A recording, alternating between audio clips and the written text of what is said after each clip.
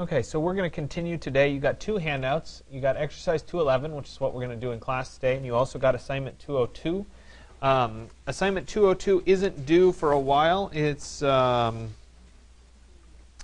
physical model is actually due on October 14th, so it's a ways off.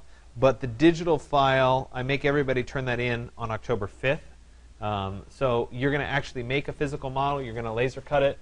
And we'll talk about prepping a laser cut file, but you will go schedule your own time with one of the lab techs to cut your file. It's a relatively simple process. I will do an example cut. I'll bring the cut over and I'll show you how it all glues together. I should have brought it over right now, but I'll go get it after I finish talking today, and a sample of what I'm talking about in terms of this topography. What we want to start working with, and thus far we've gotten a little bit in this direction because we did the organic shapes, the cushions, the pillows, that sort of thing. But what we want to do is we want to start really being able to work with complex surfaces rather than just kind of standard shape objects. We're getting away from the rectangles and the cylinders and that sort of thing into more complex shape. And really the best way of dealing with that is to start working with terrain or topography, because that type of file contains lots of ups and downs, lots of complex curvature, and as you learn to manipulate that, you start to have a much better understanding of how to work with complex surfaces. So I use it, and we spend a lot of time on topography, but it's not limited to topography. It's really showing you a variety of ways of working and manipulating these materials. So today we're actually going to get our topography information from SketchUp. I used to do an exercise where I gave everybody a flat set of topo curves, and then we moved them up in space and we created the surface out of those curves, which is certainly one way of doing it. Generally, for the approximations that we're doing, working with a SketchUp file is a pretty easy, free way of getting terrain information. It's not perfectly accurate, but it's reasonable. If we had a specific site where we had a topographic survey done, we would go from that data rather than from this kind of generic form. But I think working from the generic form for most of what you're doing in studio life and in your studio classes is very reasonable. So what I'm going to do is I'm going to go ahead and I'm going to open SketchUp. I know. Can you believe it? I'm opening SketchUp in this class, right? And we, of course, are still way behind, and we have SketchUp 2013. Who knows why? Oh, it's going to make me select a template. Doesn't really matter too much. And so we're going to go ahead and, no, I know there's an update. It's been a while. And so what we need to do is we need to get information that's location information. So at the top of SketchUp, and really there's very little that you have to do in SketchUp in this class, so it's pretty easy to follow along. Basically, we're going to click this little map-looking icon, and that will bring up the Add Location dialog box, right? Yes. I love it. So here's a perfect example of where everything that I had planned for today is going to fail miserably. Okay. Let's see here. Right.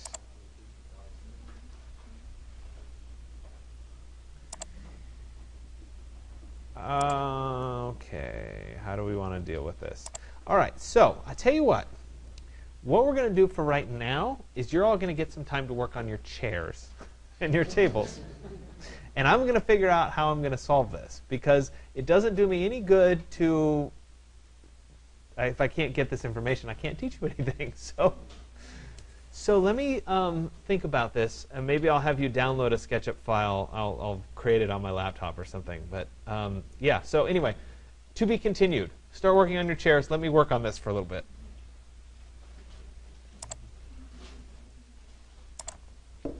Okay, so I can't fix not having the current version of SketchUp today, because I obviously have to get administrator rights and have all the machines updated, whatever. So what I did was I uploaded a sample file. Everybody will have the same terrain today instead of different terrain. So we're going to modify on the fly kind of how this works, which I said in the handout for exercise 211 that you were going to need to do comments today as your first set of comments. You'll be exempt from doing the comments because now everybody's doing the same one, so it kind of defeats the purpose.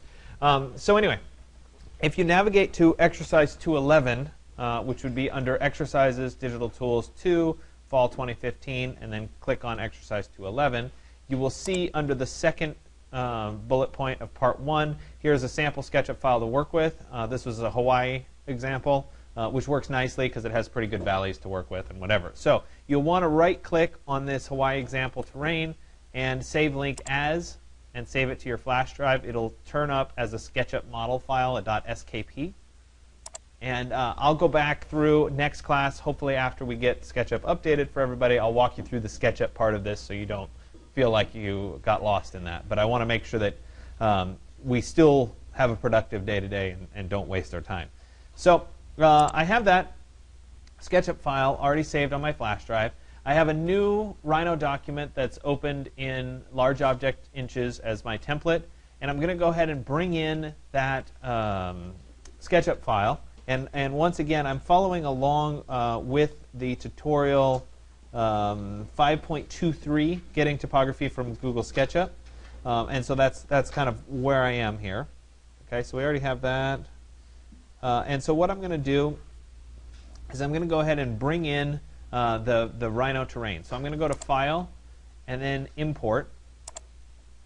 And I'm going to look for my flash drive in that SketchUp file. So let's go into Dropbox here, 211. There's the file. If you're not seeing it, it's probably because you don't have all compatible file types checked. So you might need to adjust that so that it's all compatible file types. And then you should be able to see the Hawaii example terrain that I just downloaded. When I click on Open, it's going to bring in my SketchUp file. And SketchUp works very differently from Rhino. SketchUp comes in as what's called a mesh file. And basically how SketchUp deals with complex surfaces is it makes triangles out of it. And you've probably seen this when you've worked in SketchUp before, that if anything's too complicated, it just divides it up into smaller and smaller triangles. Well, when we bring in this terrain, Rhino converts that into what's called a mesh, which basically means that I have points, in between them are little triangles, and I get my terrain. So we get some options here. We're going to bring it in as a mesh, right? And it's going to join the edges and the faces together. And so I'll go ahead and say OK. And I'll get the whole file coming in. Looks like the little person showed up here as well. We can go ahead and get rid of the little person. We don't need the person. And then let's go ahead and zoom out of the perspective view here. And we can see that that terrain exists. Let me switch into shaded mode so that we can see it a little bit better. It also comes in with a flat plane. In SketchUp, I can't show you this live, but SketchUp has two versions of the file. One is flat, and one has the terrain in it. When you save it, we get a second surface here. I'll go ahead and get rid of that. And let's have a little bit closer look at the SketchUp file that is the terrain.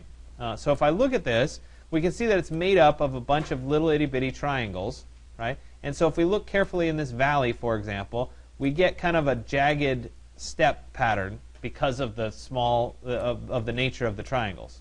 Okay? Same thing on each of these ridges, right? In reality, the ridge doesn't have these little divots in it, right? It's a smooth ridge. So we need to transform this into a shape that we can really work with and work with well.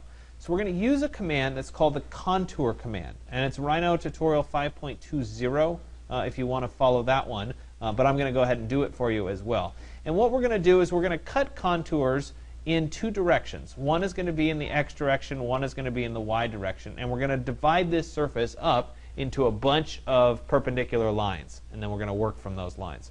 So contour, the easiest way to understand it is when it's in the Z direction. It's just like topo lines, where we have little stripes that it cuts through a surface that are an even interval apart.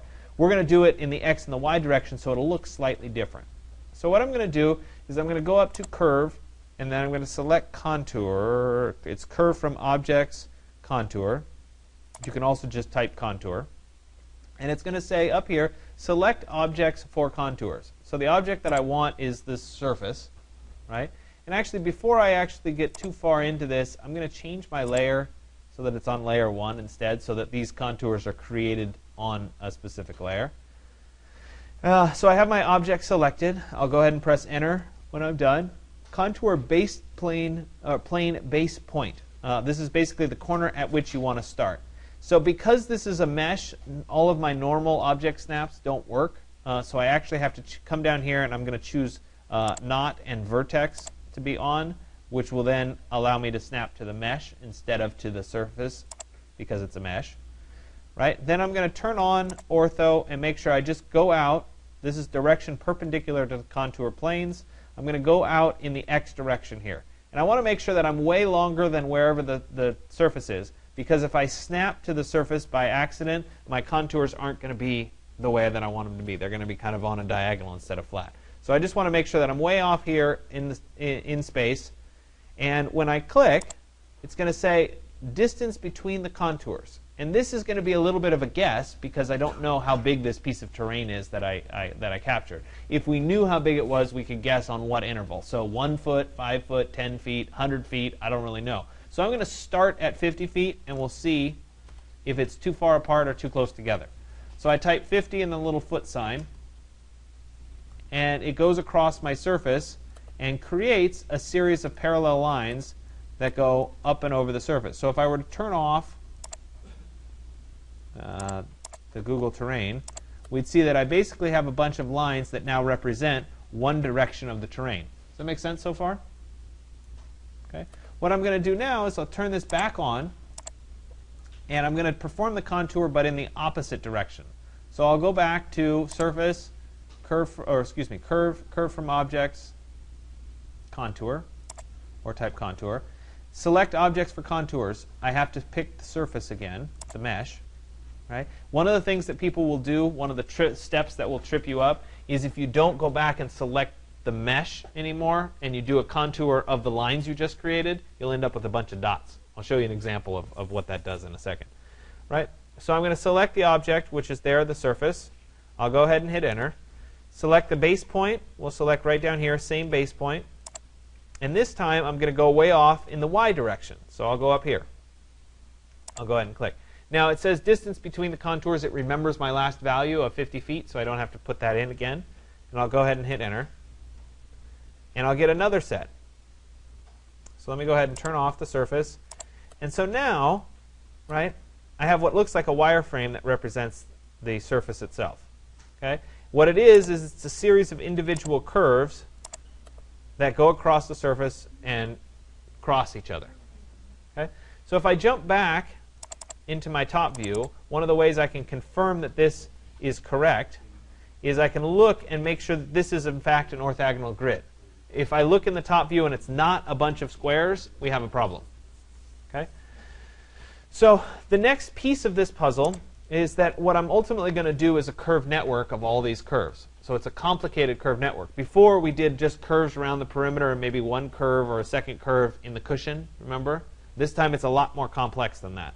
So I do, however, need to make sure that my edges are all nicely neat. So I'll go ahead and take a line that's a few pieces in on the edge, and I'm going to type trim, or select edit trim, and I'm going to select all of the lines up to that point. And so it gives me a nice sharp edge, not a ragged edge. Okay, I'll hit enter to finish, and we'll have to clean up and get rid of a few more lines here. Those can go away. I'll do the same thing down here at the bottom. I'll go ahead and type trim. I'll drag through all of those points. Those goes away. Get rid of these couple extra lines. Do it once more here. Remember, if I'm selecting from the right and to the left, it's selecting everything that it touches. Get rid of a few of these. Now I have to do the top still. So I'll type trim one more time. And we'll get rid of those. And so what happens is now I have basically a perfect square, right, or a perfect rectangle. I have a perfect grid, and now I can actually build a surface out of this curved network, or out of this network of curves, right? So here comes the part where I do the curved network, which you've already done once in the class, but this is reiterating it. Okay? I'm going to go ahead and select all of the curves like that. I'm going to put this on a new layer, so I'm going to move down to layer 2 when I do the curved network. And I'm going to come up to surface, network surface, or excuse me, surface curved network. right? And it's going to say, you have more than 100 lines. Are you sure you want to do this and not crash the computer? You're going to say, yes, I have faith in the computer to do this, okay? Which might be a mistake. This process can take somewhere in the neighborhood of 10 minutes. It could also happen really fast. Just depends, okay? So when it comes up here, I have some tolerances. I have edge curves and interior curves.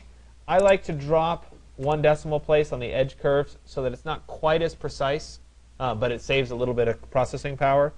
We could also change these to be loose if it crashes in the process. Since it isn't, I'm going to leave it at position. So now I'll go ahead and say OK, and we'll let it do its work. This process can also take a while, so we'll be patient.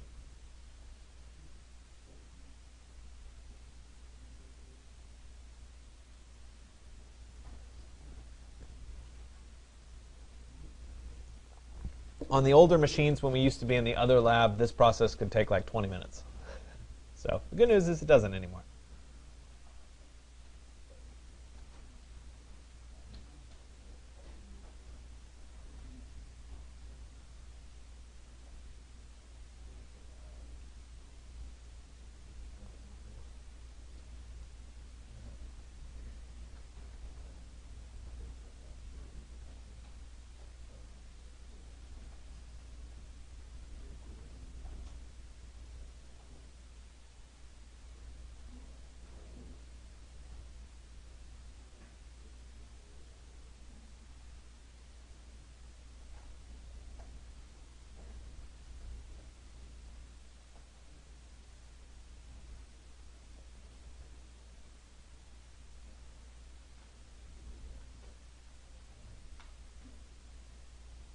OK, so it finished.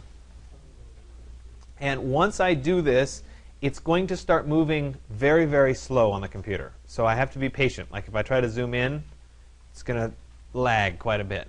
And that's because the density of this surface that I just created is really, really intense. Okay? So I'm going to go ahead and turn off my layer 1 here. And again, huge lag. Be patient.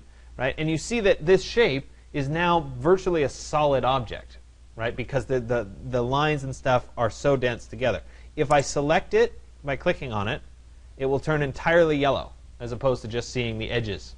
Okay? So what I need to do is I need to rebuild the surface. And I'm going to rebuild to an approximation of the surface. And then I'll show you some examples of how it changes. So I'm going to type rebuild.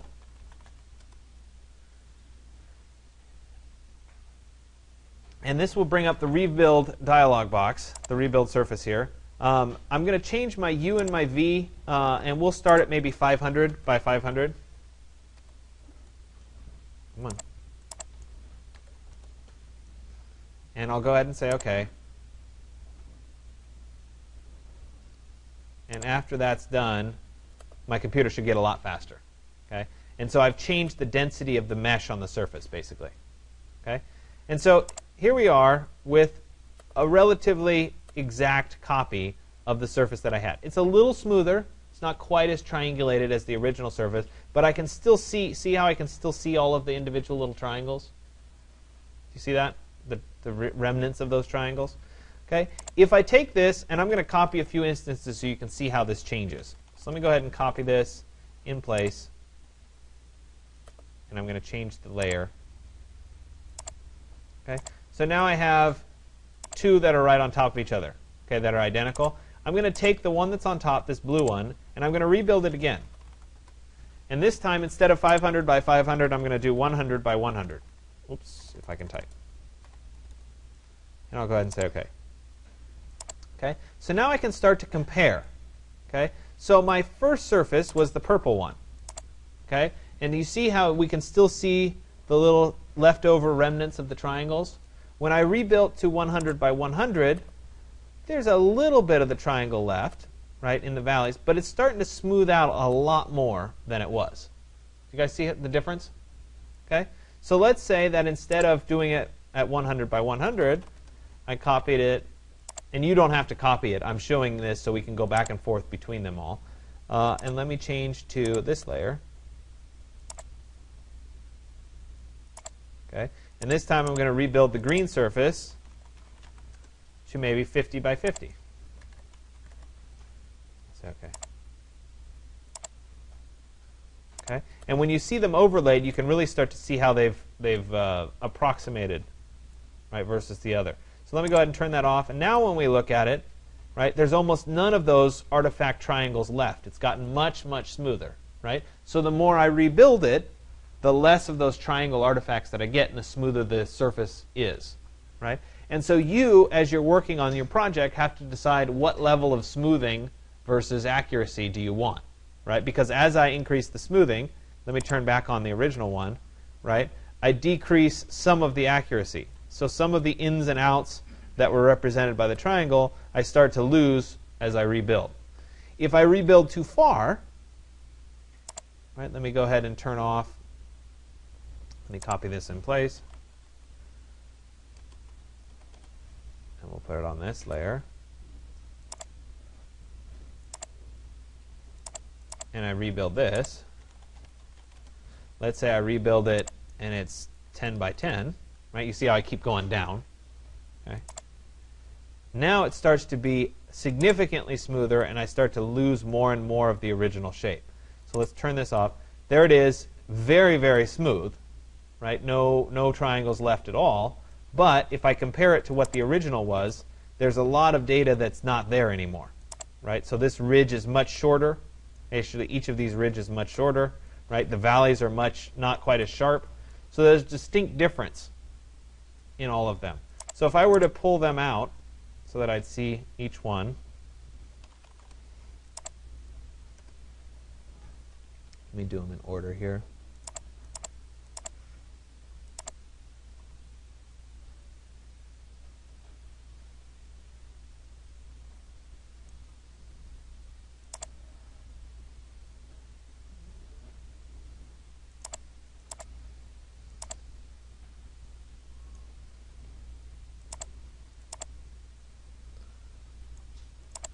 All right, so a bunch of the same terrain examples here, right? If I were to render those out, go to my environment, let's turn this to white, and let me load just a basic gray material.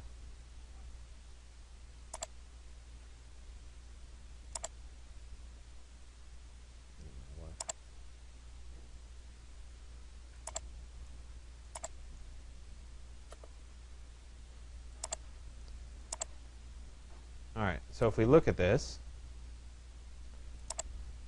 render it out. Oops. Missed applying it to this one because it was locked.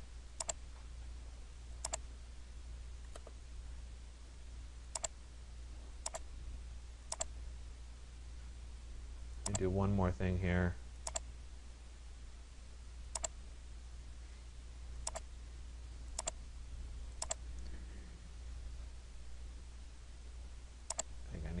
Bigger so you can see it a little bit better.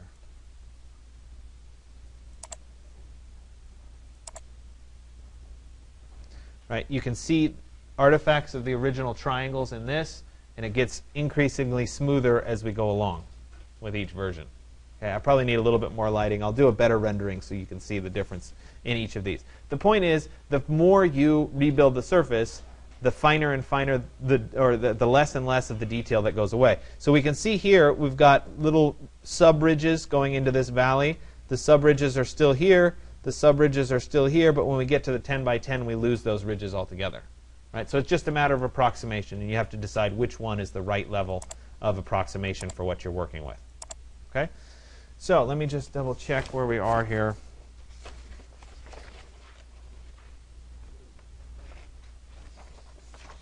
I want to make sure I cover everything I wanted to cover today. Okay, so one last thing that I'm going to do.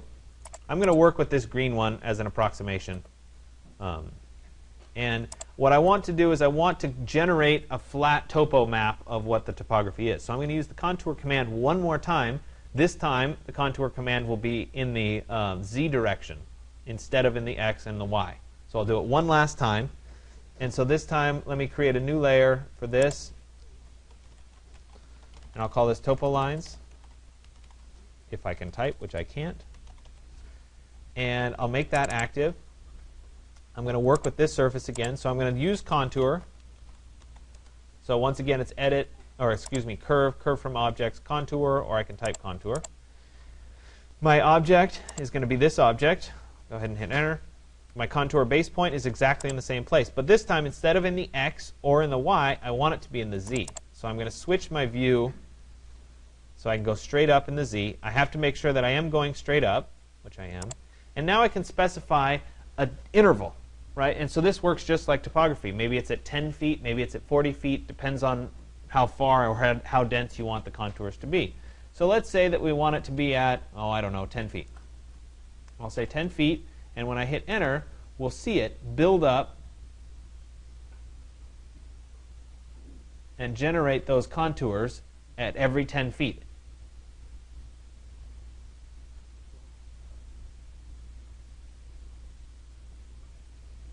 Right, obviously, this is a really big site. 10 feet was probably too small.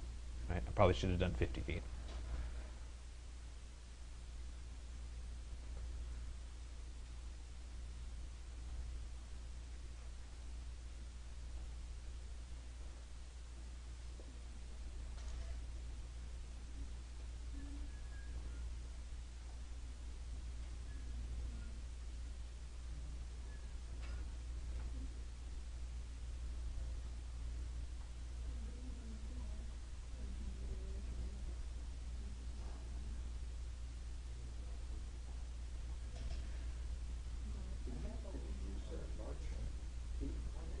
No, small objects inches.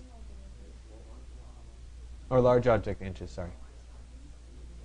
I always stick with large object inches. Okay, so it just finished. Right, and if I were to zoom in and look at it, you'd see that there's a bunch of, let me turn off the surfaces so that we don't get distracted by them. Right? I now have a bunch of topo lines, so to speak, that represent this piece of land.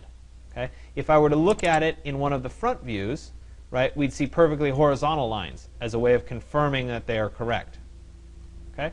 So there they all are. If I wanted to make them, say, into an AutoCAD file to export, because I wanted these topo lines to go on a drawing somewhere, right, I'm going to use the project command. Again, all these are tools that we've used before. I'm just showing you a different way of doing it. Right? I'm going to work in the top view. I need a surface to project onto. And let me go ahead and create a new layer for this. We'll call this AutoCAD. All right, so let me go ahead and create a surface. Just a rectangular surface, larger than my curves. I'll use project. So again, in the top view, I can go and type project or curve from objects, project. Select curves and points to project. It's going to be those.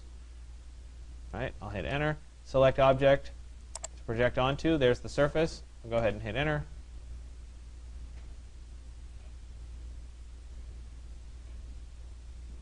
And it will drop all of those down onto my surface.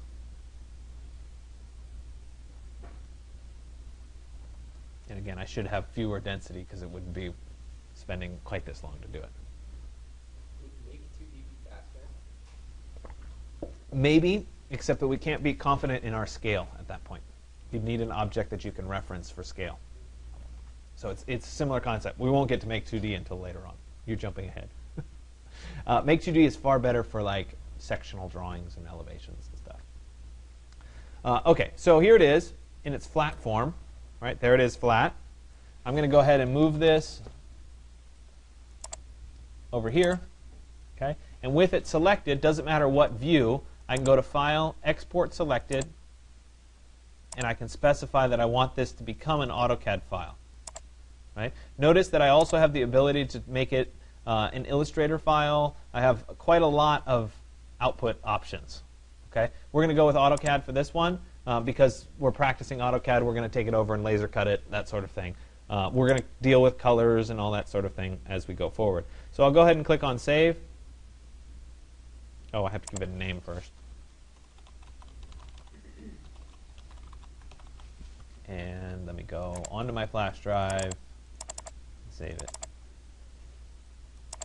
This brings up the export options. Right? Generally, if we stick with 2004 polylines, we have pretty good results. Right? So I'll go ahead and say OK. And this then generates an AutoCAD file that I can work with and manipulate and laser cut, etc. Okay? So the purpose today is really practicing the contour in those three directions.